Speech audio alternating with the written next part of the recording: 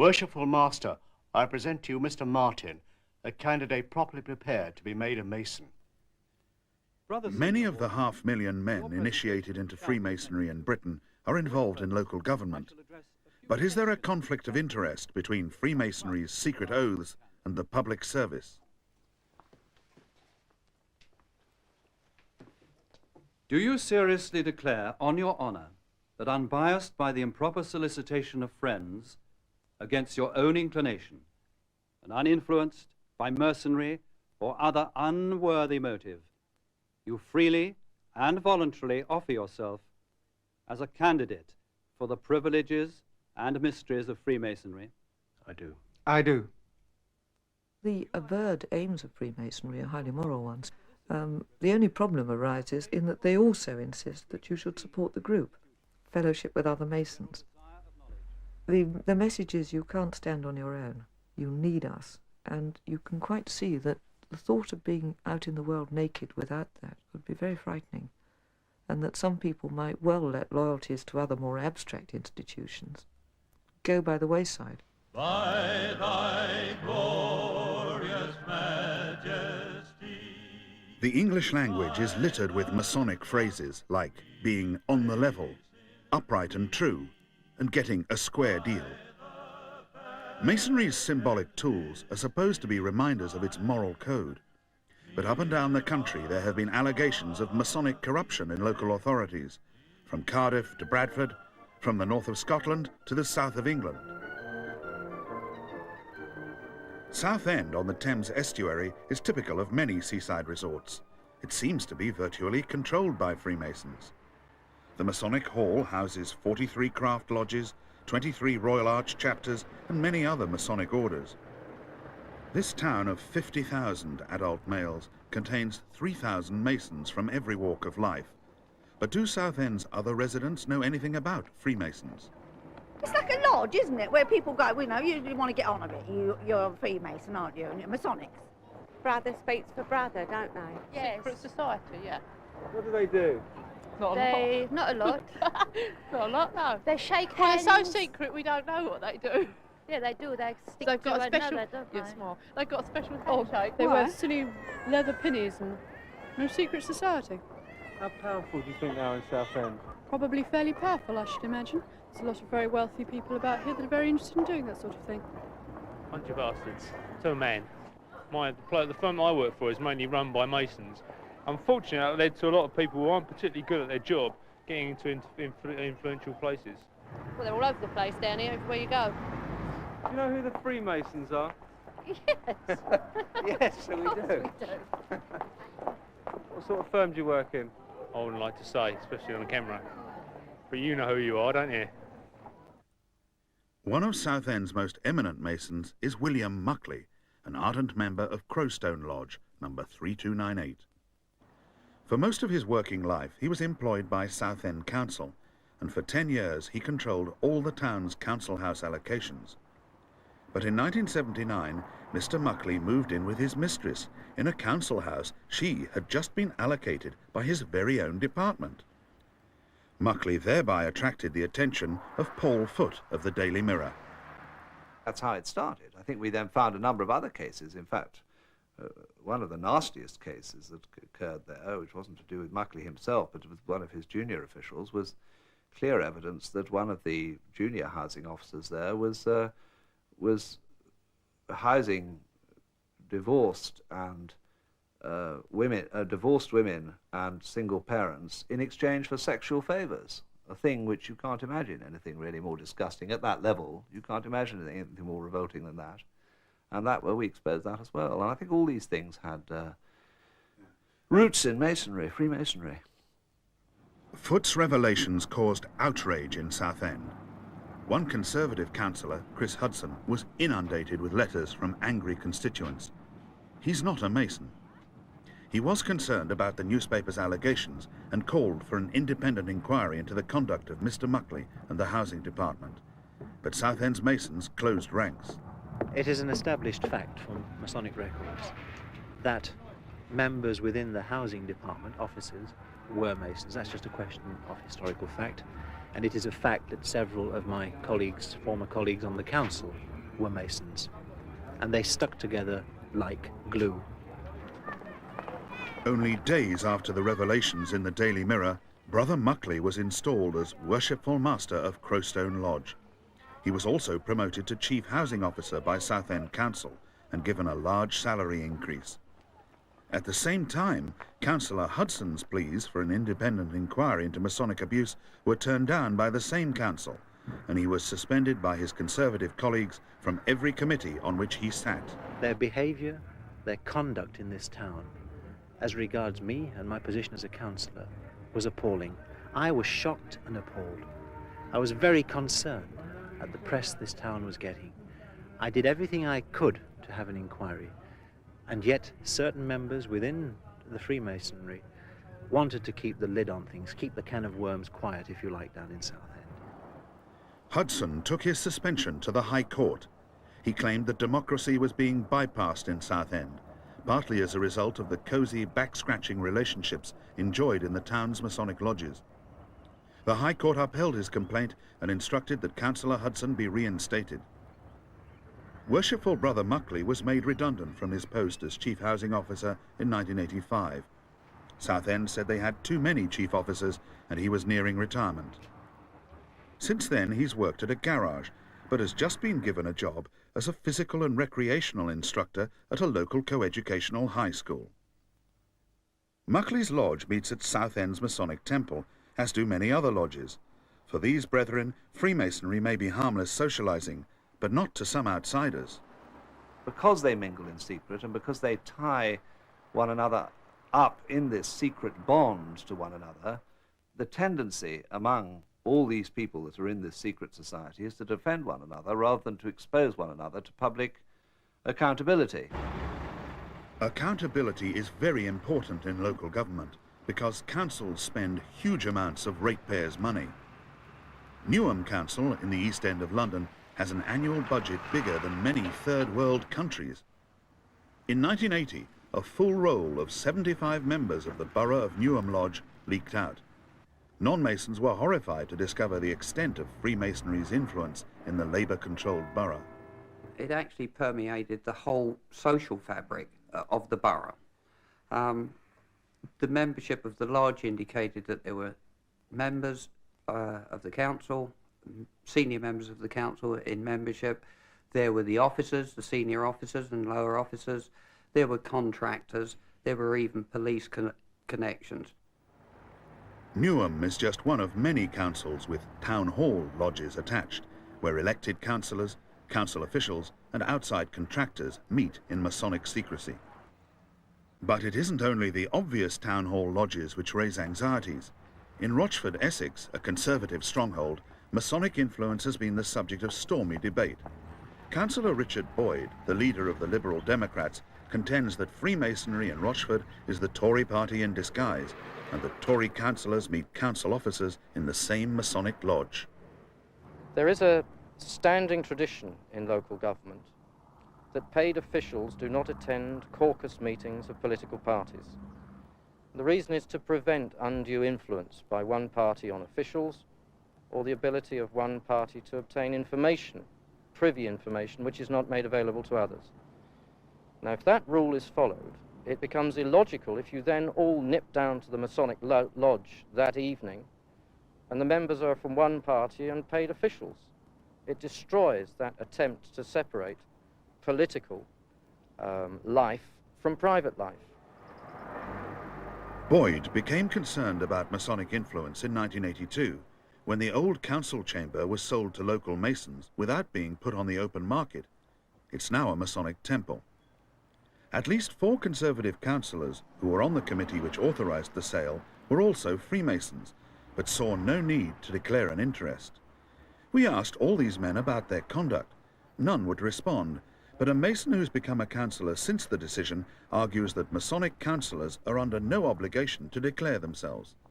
First of all, I think it is an impertinence to ask me as an individual what I do with my free time and my free money if I'm partaking in something which is not illegal or immoral, and Freemasonry is neither of these things. The next thing that we shall be asked to define is how much money we give to various charities, whether we drink South African sherry, etc. Where is the line drawn? If there's a planning application concerning my wife, I declare an interest. If there's a planning application to turn the redundant council chamber of Rochford into a Masonic meeting place, which they buy, I would expect members of the Masonic movement to declare an interest. Well, they didn't.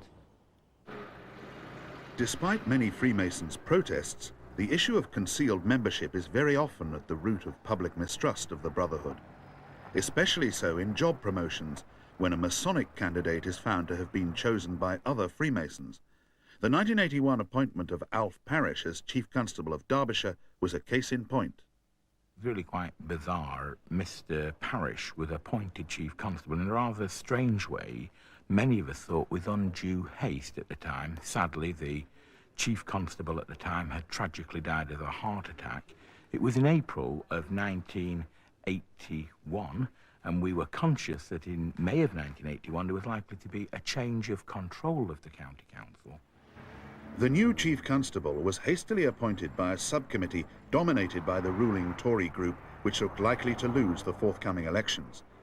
Parish had been the serving Deputy Chief. It could be argued he was likely to have got the top job anyway, but his was not the only rushed promotion. That was followed by an even more startling appointment of Mr. Parish's deputy, Mr. Parkinson, who was appointed literally hours before the election, just one day, without proper adverts to satisfy the Home Office, and in spite of some considerable criticism from the Home Office, again it appeared that there was undue influence in both of those appointments. With the new Chief Constable and his deputy now firmly ensconced at police headquarters, Labour gained its predicted victory and David Bookbinder became council leader. But not until 3 years later, when Bookbinder was sent a photocopy of the Derbyshire Masonic Yearbook, did he feel the mystery of Parish's selection was explained. Prominent in the list of Derby Masons was the name of Alf S. Parish, but there were also the members of the subcommittee which selected him. The Tory chairman, Angus MacDonald Miller, turned out to be a grand provincial officer of the craft. Also on the committee were the Masonic Tory councillors Royden Green and Walter Marshall, formerly the Conservative leader of the County Council. Even the Home Office inspector attached to the committee, James Page, was a Mason in London. But by this time, Brother Alf Parish's tenure as Derby's Chief Constable was coming to a spectacular climax. The committee that the thing will be fought all the way. Parish was retired in 1985 amid a scandal relating to over £30,000 expenses. But the Derbyshire Masonic Yearbook explained many other mysteries of county politics. For example, the membership list for the Tyrian Lodge, number 253, the county's oldest, which meets here at the Masonic Hall in Derby, included 2 former Conservative County Council leaders, 3 successive county clerks who had run the council for more than 20 years, the High Sheriff and the former Chief Constable Sir Walter Stansfield. Clearly, some Tyrian Lodge members had dominated county affairs throughout the 1960s and 70s. Other names loomed out from other lodges, yet more Conservative councillors, the Lord Lieutenant and the Duke of Devonshire. These confidential Masonic papers disclosed a business, political, police and social directory of the entire county. They revealed Freemasonry's extraordinary power in Derbyshire and its effective role as the county's secret government. You could say that it was the informal controlling body of Derbyshire County Council. It certainly successfully had its members appointed in their most sensitive and key positions that exist in this authority. It could all be a coincidence, but it really would be a very remarkable one. The Tyrian Lodge of Derby does seem to contain a substantial slice of Derbyshire's ruling elite. I hear what you say, but I could also tell you that Freemasons are taught from the very beginning of their Masonic activity that they're not to use Freemasonry to advance any sort of interest. The lodge may contain some important people, but that's an accident. They're not there to influence any sort of exercise any sort of influence at all. It was no accident that certain Freemasons exercised a corrupt influence over many English local councils in the 1960s. That's when the Pontefract architect John Poulsen scooped up contract after contract by bribing local and national politicians. But when he was jailed for corruption in 1974, his Masonic connections were scarcely known, and he's written to us denying that Freemasonry ever helped him in business. I was an enthusiastic, loyal member of my lodge for many years. I found Masonry fascinating, and I gave myself enthusiastically to its service. I can only say I did not use Masonry to further my business interest. Poulsen's right-hand man and public relations fixer during the 1960s was the flamboyant T. Dan Smith, one-time boss of Newcastle City Council and dubbed by the press Mr. Newcastle. A non-Mason himself, Smith contradicts his one-time paymaster by claiming that Poulsen became a Mason in order to make contact with influential Labour politicians. He said to me, I'm not a Mason, but I'm going to become a Mason, because he said, Joe Blackburn, who is the mayor of Pontefract, I think was the mayor of Pontefract, and also the leader of the Pontefract Council, has convinced me that there are so many Labour Party local authority people Masons that I must have some means of contact because I'm known to be a Tory. And I believe that I'm right to be a Tory, and I'm not going to compromise on politics. For some Yorkshire citizens, the legacy of the Poulsen affair is a deep distrust of Freemasons in politics. In 1986, 3 Bradford researchers uncovered long-buried evidence of Masonic opportunism over council plans to build a bypass through the Leeds suburb of Headingley. I think what we've always been interested in, and I think most ordinary people are interested in, is what are the backroom deals? What is the wheeling and dealing? In the 1960s, Masonic wheeling and dealing involved a 5-acre plot of land, which was worth very little because it was inaccessible by road. But then Leeds Council earmarked half the land for a new bypass. The proposed road would give direct access to the rest of the plot, which would then rocket in value as prime building land. 20 years later, in the unlikely setting of a suburban bedroom, the 3 researchers began a painstaking investigation of company and council records, as well as confidential Masonic documents. They discovered that in 1966, 12 local Masonic lodges had banded together to form the Shire Oak Property Company in order to buy the 5 acres of land in Headingley. That's the London one. So how were they divided up between local individuals and...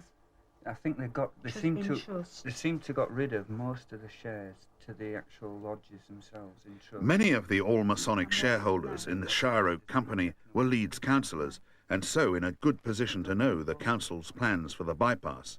They included Alderman John Astle JP on the Transport Committee, Councillor Donald Bradley, Finance and Planning Committee, Lord Mayor and Alderman Alan Bretherick, Councillor Harold Jowett, Finance and Planning Committee, and Irwin Bellow, council leader from 1975 to 1979, when Mrs. Thatcher made him Lord Belwyn and Minister for Local Government. In 1974, Leeds Council set up a voluntary register of councillors' interests. Not one of these councillors had ever declared their interest in this matter, and really that's what the registers of interest was set up to protect against people with inside information and inside influence on decisions actually profiting from decisions made at the council. But as the 3 researchers found out, the Shire Oak Masons were to come unstuck. In 1976, Britain's Labour government announced huge cutbacks on road building. The local bypass was shelved, the value of the land slumped, and the Masons eventually had to sell out without making a profit. Even so, it is a matter of public concern that so many councillors had shares in a company which would benefit from their own council's decisions. Yet when the Shire Oak deal was exposed in 1986, the leaders of what was by then a Labour-controlled council did nothing to investigate their Tory forerunners. It just seems like it's become par for the course, really, and I don't think it should. I think we ought to get to the point where we're shocked by things like this, and we're really not that shocked anymore. The public may no longer be shocked by shadowy deals done in our local town halls, but we still like to think our national civil servants are incorruptible. Yet Freemasonry, which claims to demand high standards, is sometimes the breeding ground for corruption on a grand scale in the civil service. The Property Services Agency has an annual budget of £1 billion and employs 26,000 civil servants. It manages and maintains more than 8,000 public buildings, including the Tower of London and Hampton Court Palace. Recently, corrupt deals involving the PSA were hatched and executed under the cover of the Queenswood Lodge, which now meets here at London's Freemasons Hall. By the early 1980s, it was a honeypot for building contractors and corrupt civil servants. A key figure in the scandal was a contractor called Terry King. In 1981, King and a PSA officer, Eric Wenborn, were guests at a Queenswood Lodge ladies' night. Within a few months, both the builder and the civil servant were initiated as apprentice masons. Having been kept for a considerable time in a state of darkness, what in your present situation is the predominant wish in your heart? Light. Brother Junior Deacon, let that blessing be restored to the candidate. While in a state of darkness, Wenborn had worked incorruptibly as a civil servant for 35 years. But within a year of becoming a Mason, he was flying off to Las Vegas, all expenses paid, courtesy of his crooked builder brothers in the Queenswood Lodge. In June 1988, at the Old Bailey, Wenborn pleaded guilty to 5 charges of corruption and conspiracy to obtain bribes. The jury heard how, throughout 1983, his Masonic brothers had paid £1,000 a month into a Jersey bank account in his wife's name, about another free holiday in Miami, how he bought his mistress a £33,000 flat with his bribes, as well as spending money on his own home and buying himself a new car. Brother Eric Wenborn was eventually jailed for 2 years, a sad end to a civil service career that had spanned 4 decades. What inquiries have been made by Grand Lodge following the recent court revelations of the involvement of a Masonic lodge in a network of bribery and corruption in the Property Services Agency? Freemasons who were convicted by the court have been dealt with and expelled, and we've inquired into the affairs of one lodge which seemed to be concerned, and we find that there was nothing Masonically improper about it, and we are now inquiring into the affairs of another one. But we expect that we'll find, as we did in the first lodge, that there was nothing in the lodge which encouraged these people or allowed them to break the law. Was this the Queenswood Lodge?